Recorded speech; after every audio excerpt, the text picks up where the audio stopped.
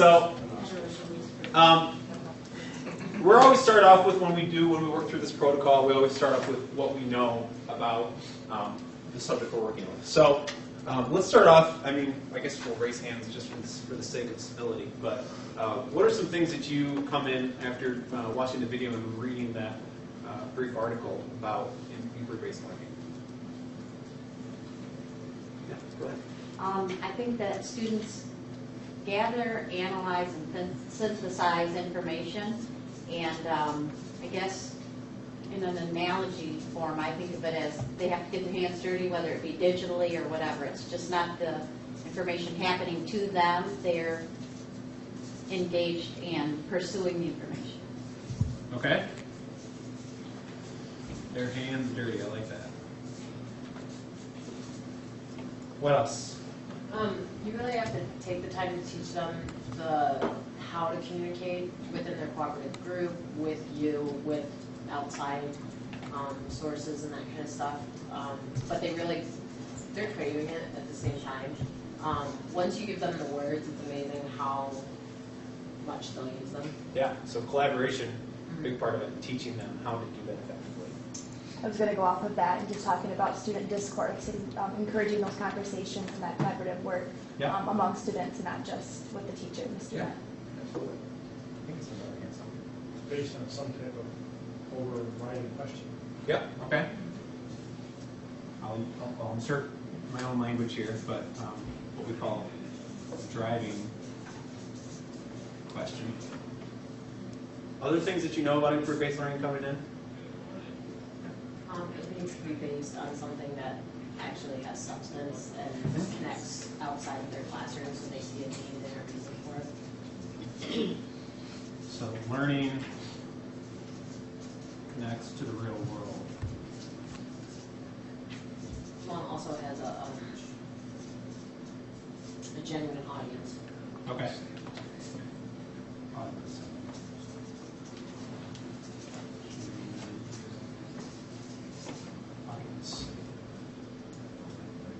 So transition into need to know. So that's a pretty good overview. A few of the key points. I still think the general theory is escaping us a little bit, but what are some questions that you have that you are confused by, or just questions that you have that weren't answered by the video or the article? Things that you want to take away from today? I think how the assignment can be built with enough detail to ensure that students are completing a rigorous project. Okay, so how do we create rigorous projects or assignments or whatever? Create rigorous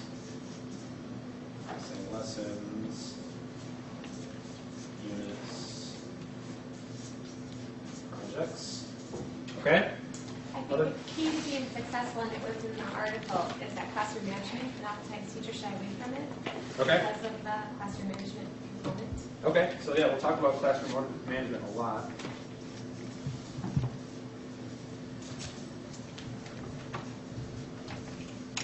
And what does it look like? Because it's definitely different. I would think you would have to have built-in checkpoints. You wouldn't want to get to the end and say, oh, 3 aren't done. So how do you build in those checkpoints to make sure they stay on track? Yeah. So you can either redirect or validate what they're doing.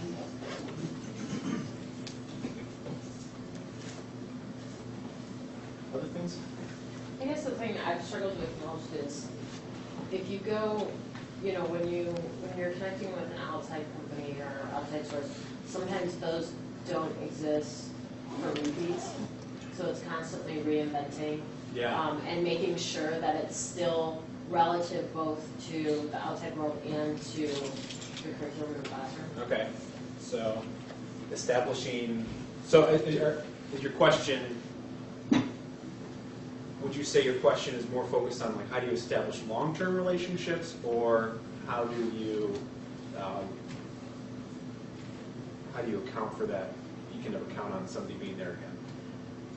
That, but also just, if okay, for instance, there was one time I saw KIH doing a project where you were doing a PSA for, I think it's the Department of Natural Resources. Okay, so that was existing at that time. Gotcha. If it were to exist the following year, how do you do it without totally flooding that year after year so that the kids don't see it as much? Gotcha. So Does that make sense? how do you continue to address actual needs? Like, Yeah. you know, when you create a project the first time, there's a real need for it. Right. In theory, you've done the project, the need is not there anymore. Right. So,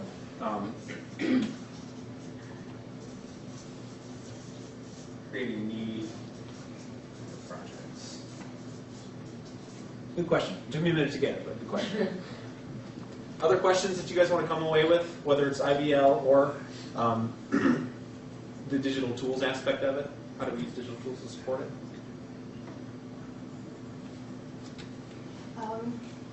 Maybe somebody can give me some great advice on this today.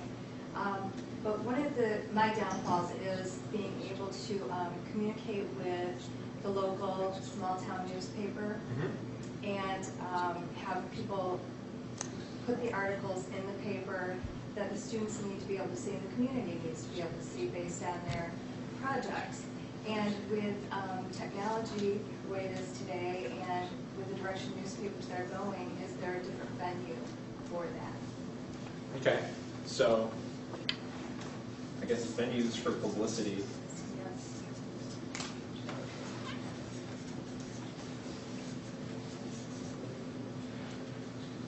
It's a good start. One of the things that we really emphasize when we do Knows and Needs Knows is that this is an organic document. It's a living document. As we move through these questions and we answer them, inevitably new questions are going to come up. When new questions come up, just kind of like politely raise your hand. If something comes out of nowhere and you have something like, hey, I don't want to forget this, I want to make sure we cover this by the end of the day, just interrupt me, I don't care, I'm not going to take offense. And we'll add it to the Needs Knows list. This is kind of a nice like microcosmic version of what inquiry-based learning is. And we'll get into that a little bit. But there are always going to be new questions, and as we answer questions, new questions will arise, and that's the way it works. So.